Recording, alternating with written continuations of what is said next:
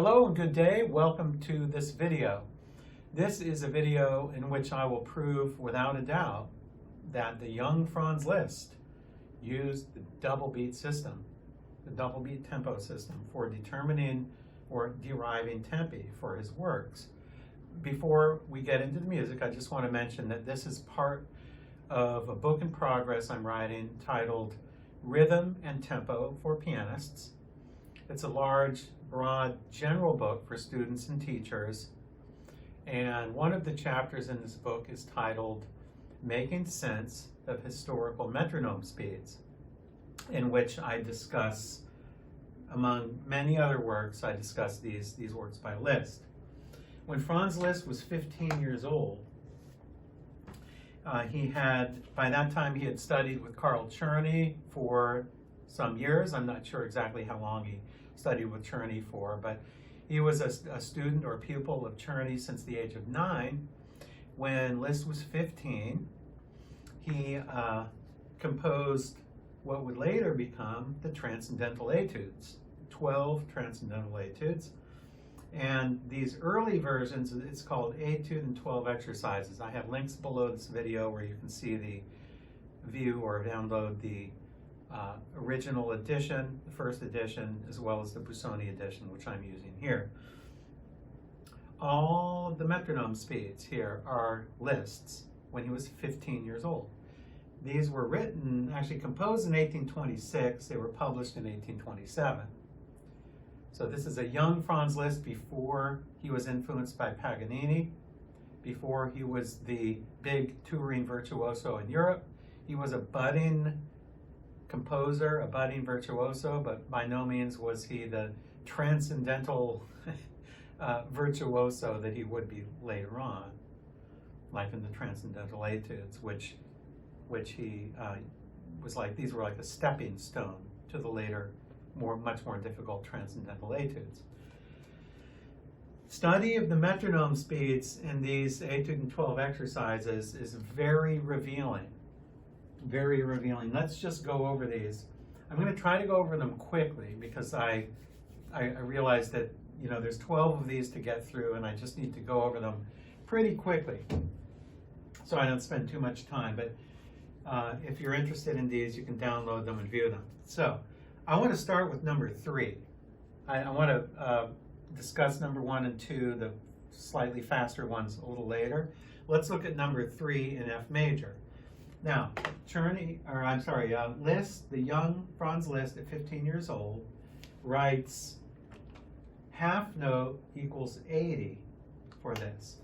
It's in 4/4 time, and there are only 8th notes.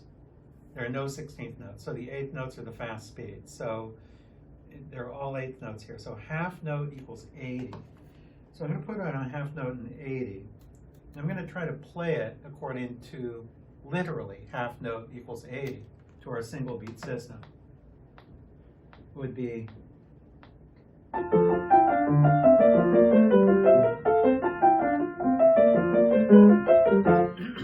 mean, it's not very musical that way, but look at the final version. Okay, the final version, number 3, is Paysage, landscape. It's marked poco adagio in 6/8 time. So he regroups the 8th notes now. These are 8th notes. He regroups the 8th notes later on as in groups of 3s, 6/8 time, and now the 8th notes are still the fastest notes. So we have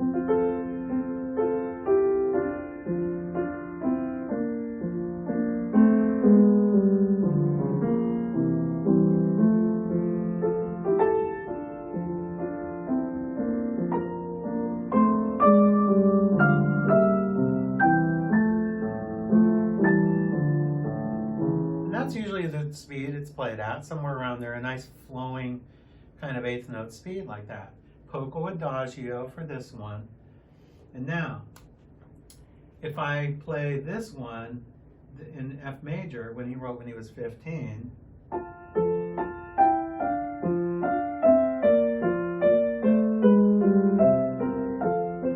so if you keep the same 8th note speed or speed it up a little bit, because it's marked here allegro sempre legato. So the 8th note speed in his in the early etude is faster than this one, but still it's the same measurement.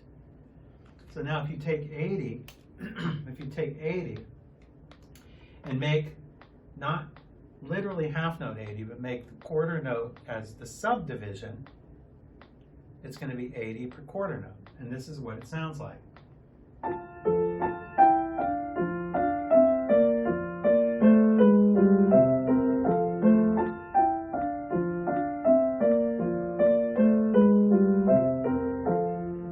Now I'm going to go to the later version. I'm going to play that exact speed.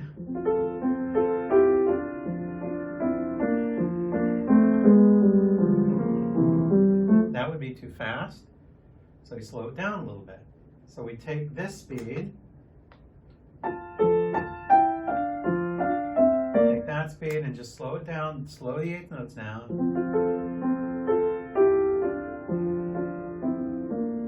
And you have a poco adagio. It wouldn't make any sense if this was literally in single beat, because it would be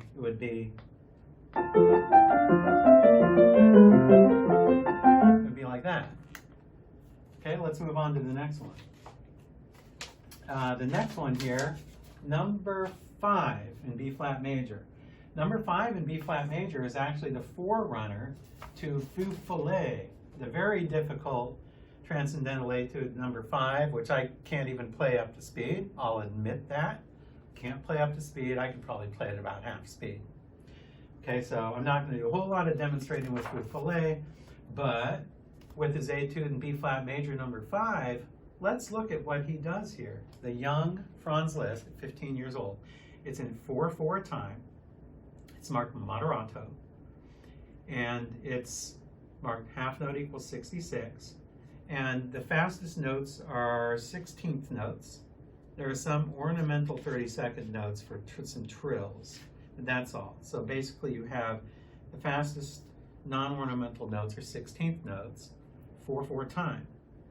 Now what he does in the later study in Feu Follet is he has the exact same melodies and ideas, but the note values are halved, or what's quarter notes in the early version becomes eighth notes here in the later version, and what the 16th notes in the early version become 32nd notes in Feu Follet.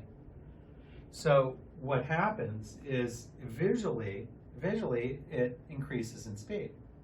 So the finished version of Feu Follet is most likely about twice the speed of this one. This is a beautiful little piece in B flat major. It's marked moderato, that's all.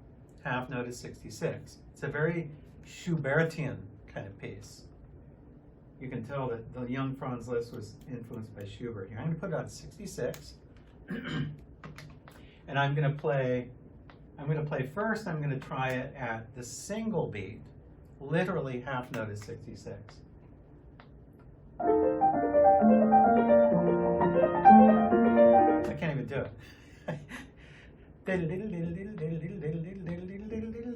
Now that would be the speed of the finished version, because it's 32nd notes and upon eighth notes.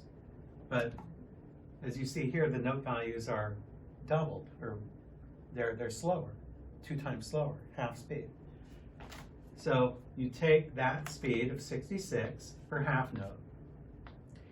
66 per half note then for the young Franz Liszt really meant that that's the subdivision. That's the quarter note subdivision speed.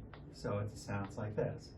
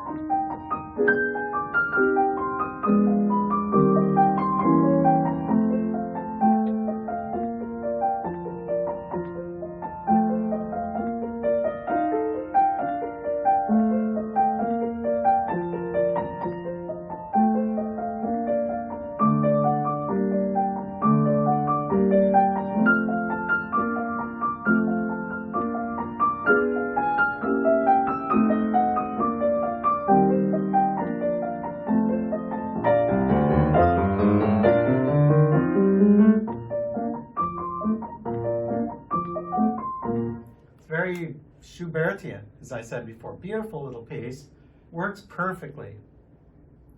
When the quarter note is 66, this is what the young Franz Liszt intended, because it doesn't work musically, and it's definitely not moderato when done literally, like in our single beat, a half note equals 66. So then fou follet would probably be like about twice that speed. I'm not going to demonstrate it for you because I can't play it at that speed. I mean, I can play it. I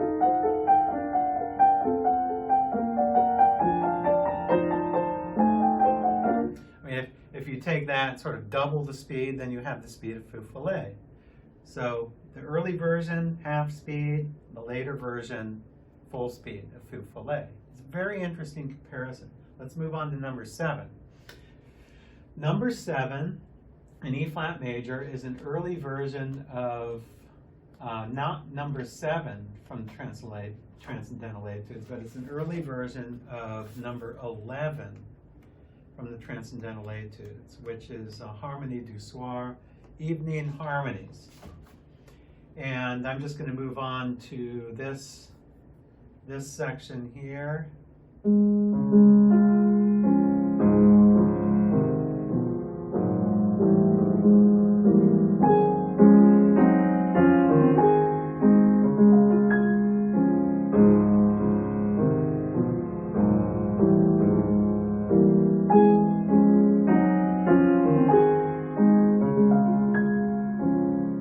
So that's the Harmonie du Soir that we're all familiar with. A nice flowing 8th note speed. He marks it andantino. Well, what did the young Franz Liszt do, a 15-year-old Franz Liszt do in his early version of this? Well, he writes this.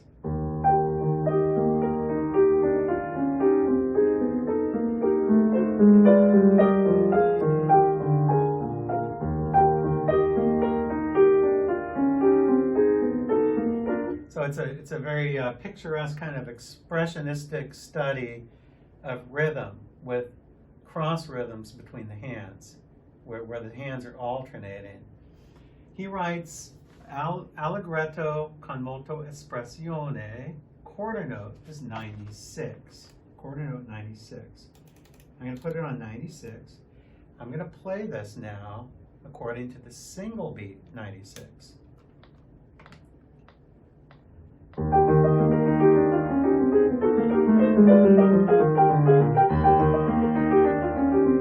would be like that. That would be single beat. It would be.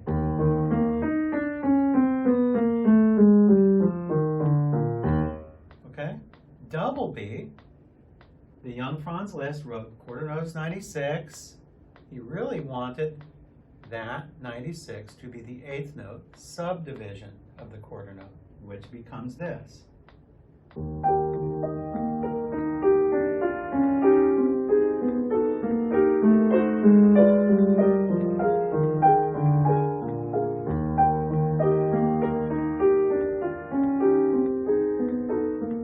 you have a nice expressive study. It says molto espressione, expressive. Now I'm going to take that speed.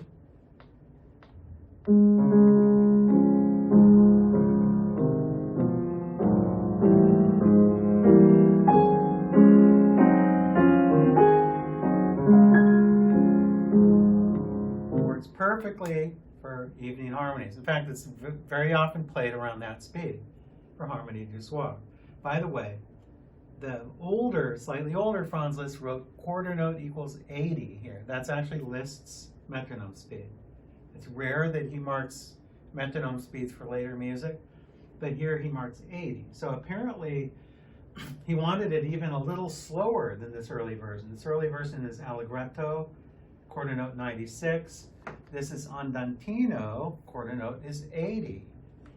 So doing Harmonie du Soir at this speed, it makes it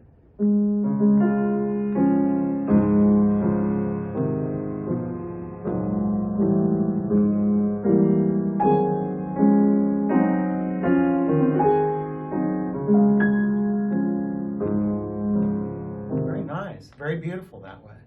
So this one's a little slower than this one, but nevertheless, the quarter note denotes, the quarter note speed is really the eighth note subdivision speed, not the literal quarter note speed as we look at it today. Now I'm going to play this just for fun. I'm going to see how this sounds at 80. Here, mark quarter note 80 here. I'm going to do it in single beat. See how that sounds.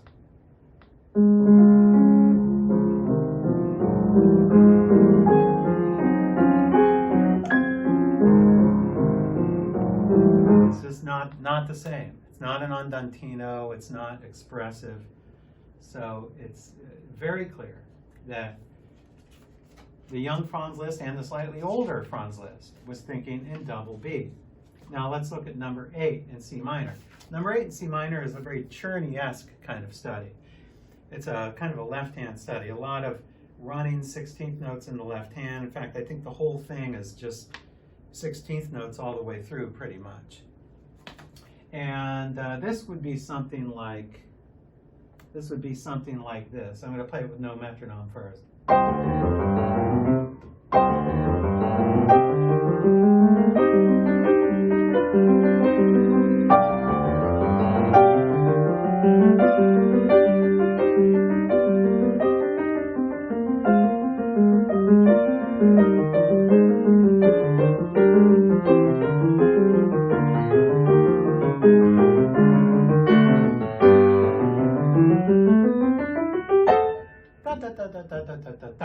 Very Bachian kind of study. Well, what does Liszt mark for this? The 15-year-old Liszt marks allegro con spirito. Half note is 88. Half note 88. Okay, now I'm going to put it on 88. I'm going to try to play literally at 88. I can't do it. But let me just show you how ridiculous it would sound. It would be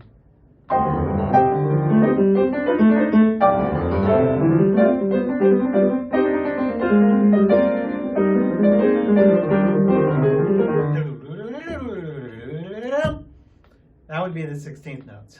Okay. Now, I'm going to take that. Maybe, perhaps that's humanly possible, but if something's humanly possible, does it make it right? Not usually, or it could, but now, I'm going to take 88, half note is 88. I'm going to make the quarter note subdivisions 88.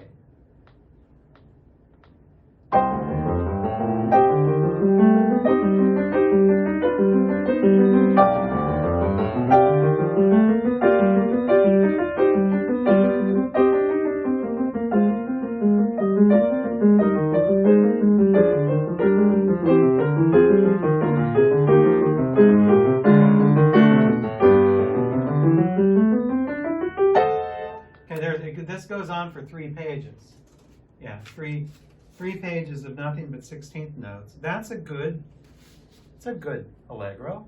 I mean, based on what he was writing for his other allegros, that's very consistent. So it makes a lot of sense here that this is double beat and not literally single beat as we would think of it today. It could be done faster, yes, but this is a 15-year-old Franz Liszt. This is not a later Franz Liszt that was influenced by Paganini. So this is a allegro con spirito, but his allegro con spirito when he was 15, under the influence of Czerny, perhaps was much slower than what many performers consider that today. Now, let's move on to number 9. Number 9 is the forerunner of the 9th Transcendental Etude, which is, oh, by the way, the one I just played in C minor, number 8, is not featured in the final version. So he didn't elaborate upon that. I don't know what happened to it, but he didn't include that in his later version of the Transcendental Etude. The number 9 in A flat major is a very beautiful kind of nocturne type piece that Liszt marks allegro grazioso, quarter note equals 160. It's actually the fastest speed out of all, the fastest metronome number out of all of these studies, 160. And, well, it's the forerunner of ricordanza. Ricordanza, number 9, after a very long introduction, goes into the main theme, which sounds like this.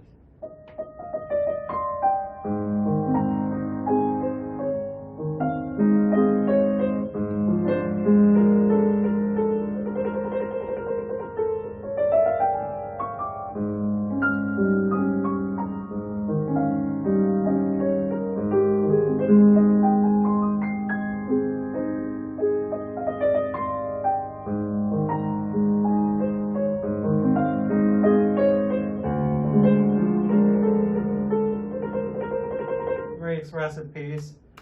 That's usually around the speed it's played by most performers.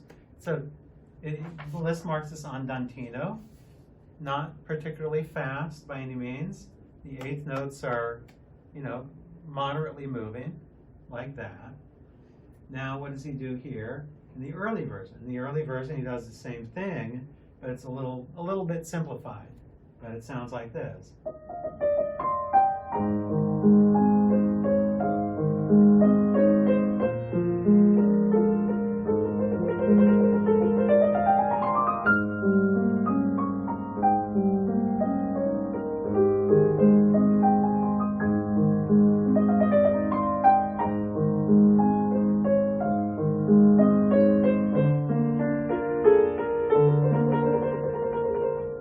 Very beautiful. Then a little bit later goes on.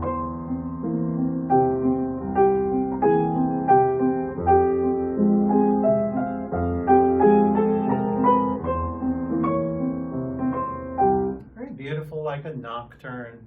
Sounds similar to a Chopin nocturne, maybe. 160 per quarter note is what Liszt, the young Franz Liszt, writes here. Let's try that. Let's try 160 per quarter note. I'm going to play it according to our single beat system. So the left hand would do that.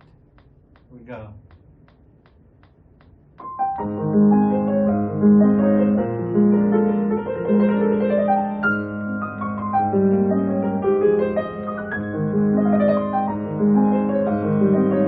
It would go like that. No one would want to do that. It's just too fast. This is a nocturne-like piece. So now we're gonna take that 160 per quarter note and make that the eighth note subdivision. See how this sounds.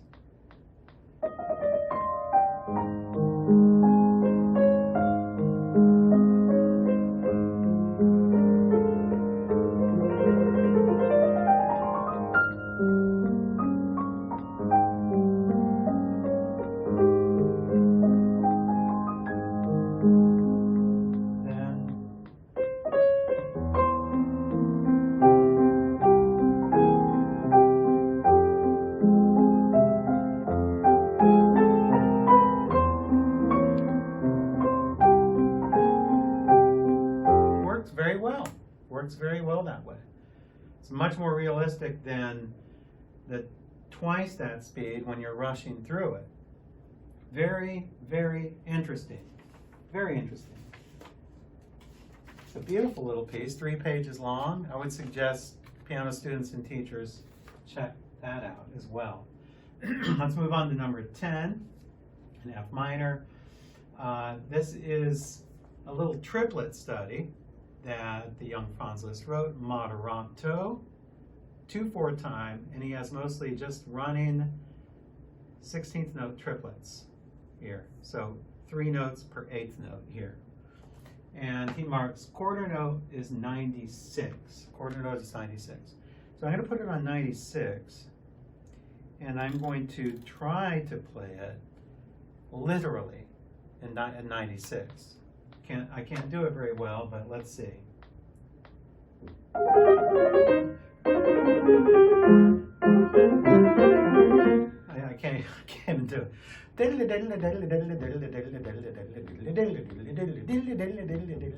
Now, it's humanly possible, by all means, but this is moderato. that what I just did, literally in single beat, would have been prestissimo, or presto at least, moderato. Now let's take 96 per quarter, and we're going to make that the eighth note subdivision speed.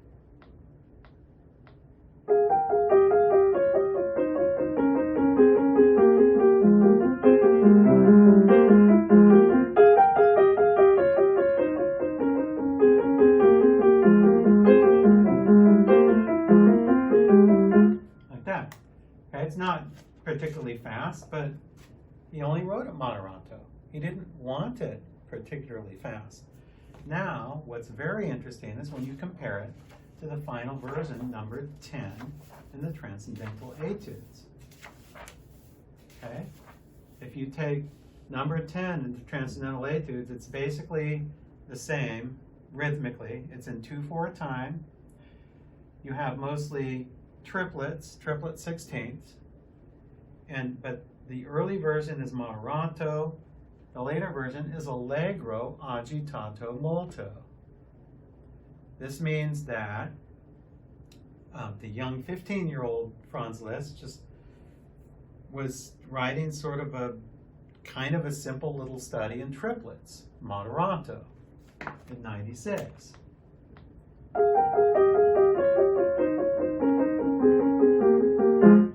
The slightly older Franz Liszt, when he wrote this one here, he wrote allegro agitato molto. So if you take 96 per eighth note per subdivision and just speed that up,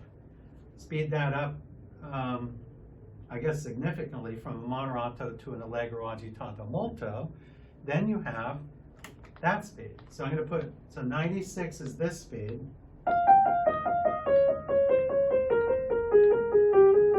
Okay, if that's moderato, then you speed that up maybe in the 120s, or let's say, I don't know, let's say 130s.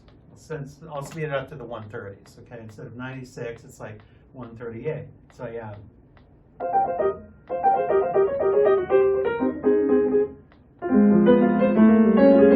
I have me play it.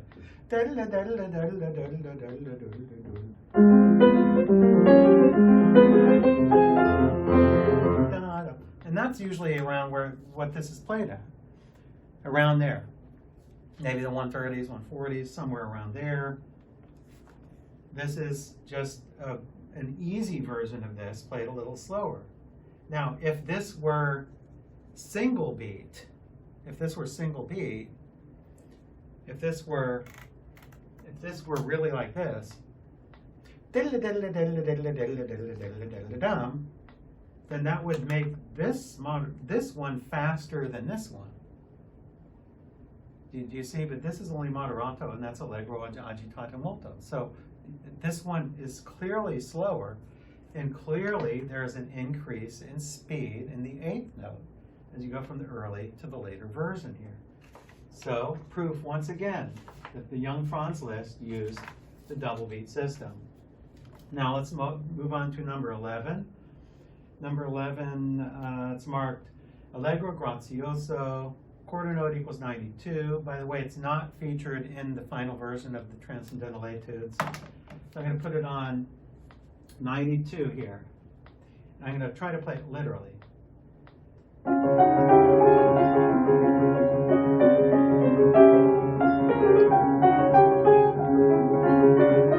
I'm just sight reading, by the way. It's possible, you can do it. But now let's take it, since the other pieces were clearly double beat, unequivocally. Let's take this, see how this is in double beat. So 92 per quarter. The young Franz Liszt thought, or was perceiving that as the eighth note subdivision speed.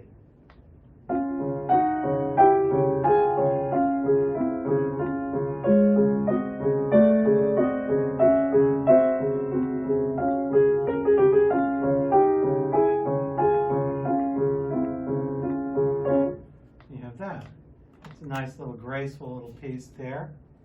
And then that allows for the quintuplets. You have quintuplets later on here. that are definitely musical and playable at that speed.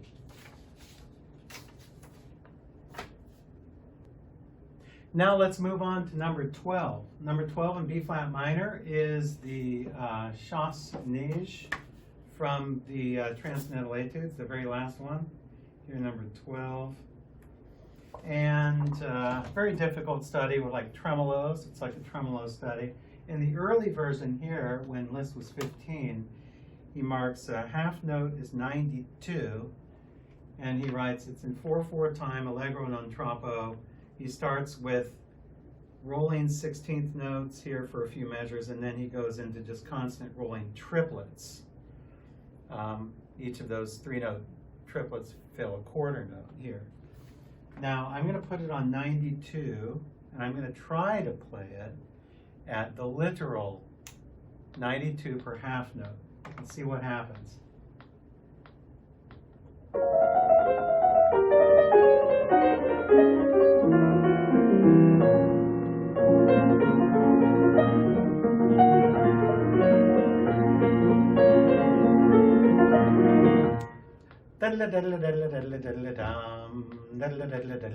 It's very, very difficult. Very difficult. It doesn't sound musical that way. Now I'm going to take 92 per half note, and I'm going to play that as the quarter note subdivision. Quarter note subdivision. See how that sounds.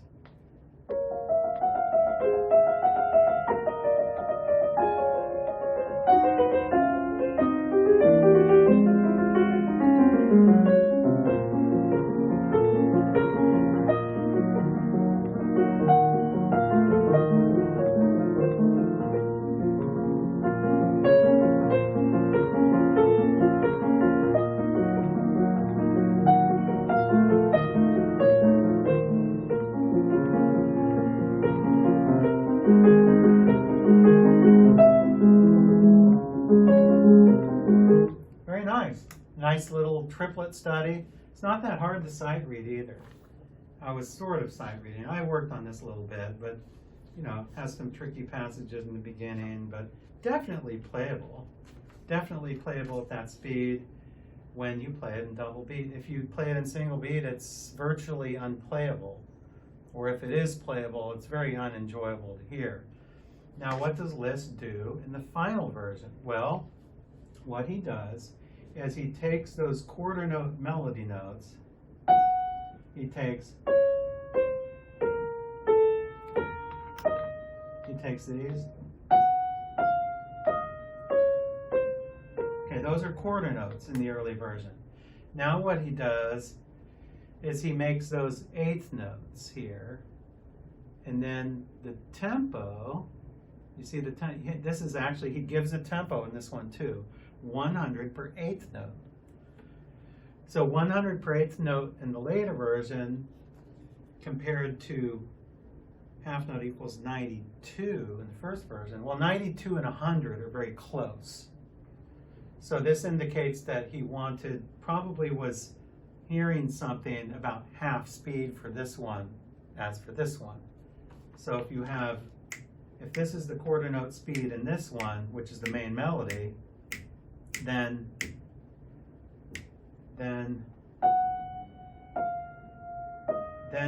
if you play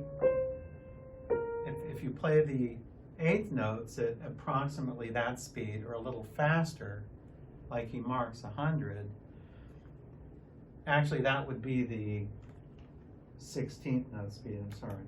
So it'd be this in double beat would be like the 16th note speed. So what I'm trying to say is this is about half speed of this.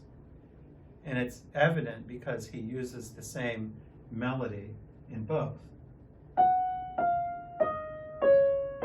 So the quarter note melody here is about 2 times faster than the eighth note melody here in the final version. And that's usually about the way it's played. It's usually about the way it's played. If you tried to speed this up to say, you know, at single beat 100, it would just, a lot of it would be too fast and perhaps even unplayable. So now I want to talk a little about the faster ones, the faster pieces. And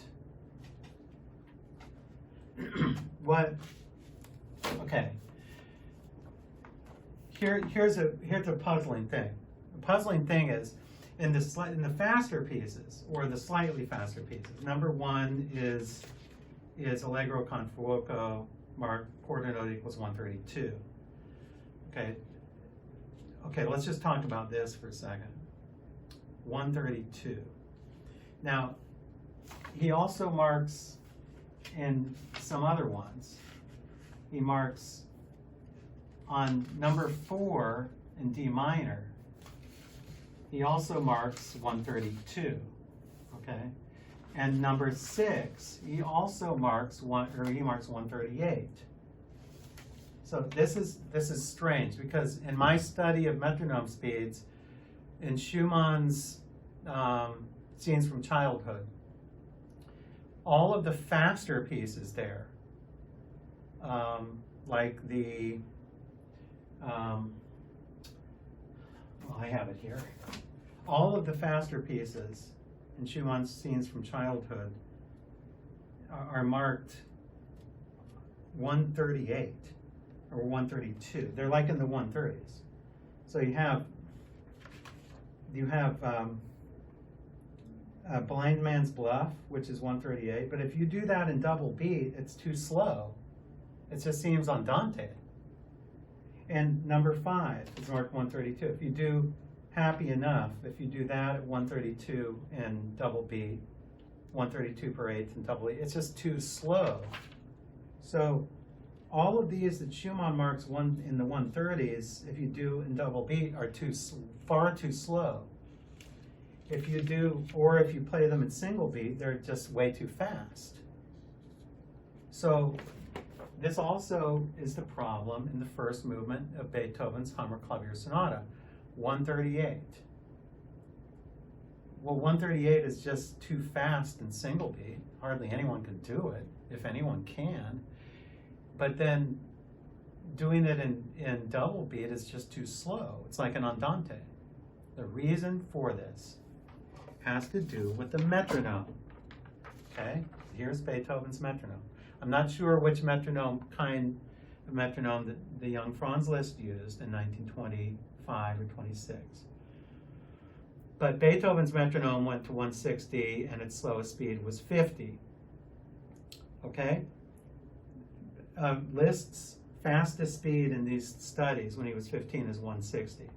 So I have reason to believe that Liszt's metronome may have only gone to 160, the one that he was working with at that time. If not, then it would have gone to 208.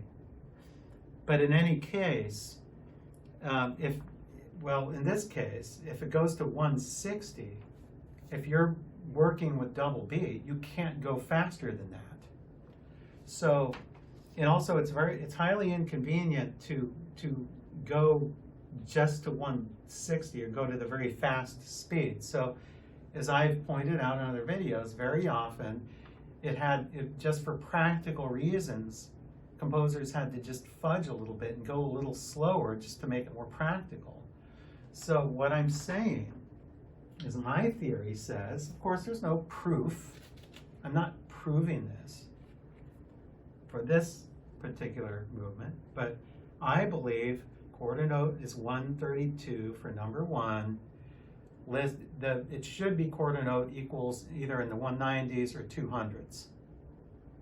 Since he couldn't get that speed, he wrote the next convenient speed, which was around in the 130s. That's what Schumann did.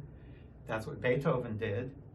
So it seems very likely that based on Liszt's other allegros, that they were only like in the 80s or 90s, that it seems likely that this should have been probably quarter note equals, say, 192.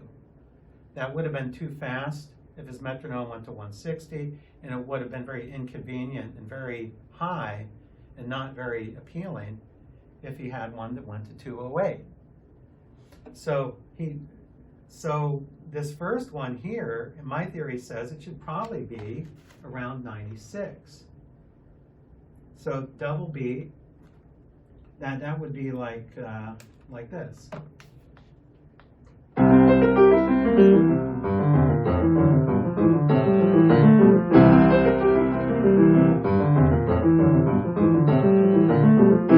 would be like that. So it's an allegro by the standards of the young Franz Liszt at his time. Of course, that's not the same allegro as a Chopin allegro, like from Chopin's etudes. But these aren't Chopin's etudes. This is a young Franz Liszt when he was 15. So I don't think he could have gone higher than 132. I believe 132 should actually be in the 190s or in the low 200s, but he couldn't do that on his metronome. And the same holds true with number 6. Number 6 in G minor is marked allegro molto agitato, but it also has 138. Similar marking, 138. Well, why 138? If it's done at 138 in double beat, it's like clearly too slow. It sounds like this.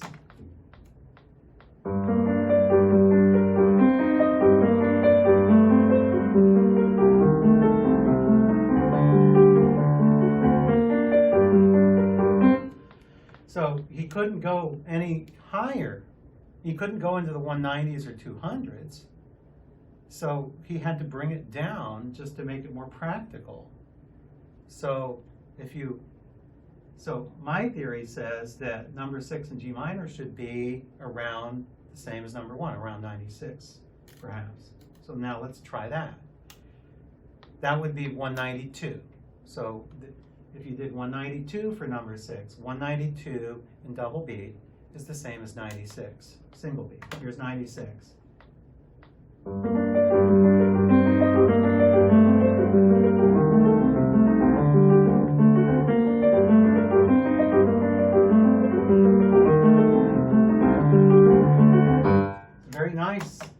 It's a very nice molto agitato, and it stays in line with the other allegros that Liszt marks in double beat. And the final one is the forerunner to Mazeppa. It's number 4 in D minor. It's marked allegretto, just allegretto. Okay, it's not presto. Allegretto. Dotted quarter note equals 132. 132. This means in double beat, this would mean that the dotted quarter note would be 66. Okay, this is far too slow. Okay, let's try 66.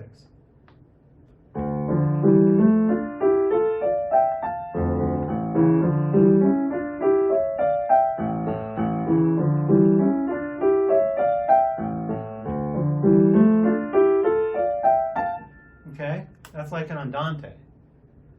So 132, and for this number 4, I have a theory, the same theory as these others, that Liszt couldn't go any higher on his metronome. Or if he could go, maybe if he had one that went to 208, he wanted to avoid those awkward, really fast numbers. So he had to bring it down to the 130s to make it a little more palatable and a little more practical. So my theory says that this should really be like the same as number 1, perhaps, which would be dotted quarter note equals something like 192. Dotted quarter is 192. That in double beat is 96. Now let's see what that sounds like.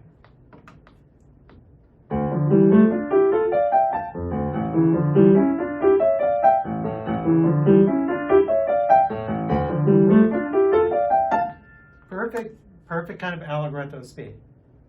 See? So if you consider that possibility, that whenever Liszt marks something in the 130s, that's a clear indication, I believe, that he was choosing that because he had to go down. It exceeded the limits of his metronome. If you consider that, then it becomes possible to assign these reasonable speeds based on the double beat system. So they're not andantes. Okay, if you take it literally as double beat, these faster ones here that are marked when the 130s, they become andantes, and that's clearly incorrect as well. So I hope that all these pieces and my analysis of these helped you to understand how the young Franz Liszt worked. Also understand that the young Franz Liszt at the age of 15 learned this system from his teacher, who was Carl Czerny. So it is very evident, it is absolutely without a doubt 100% clear that the young Franz Liszt used the double beat system in these 12 early etudes, which became the transcendental etudes. And he learned this from his teacher, Carl Czerny. Thank you for joining me. Until we meet again.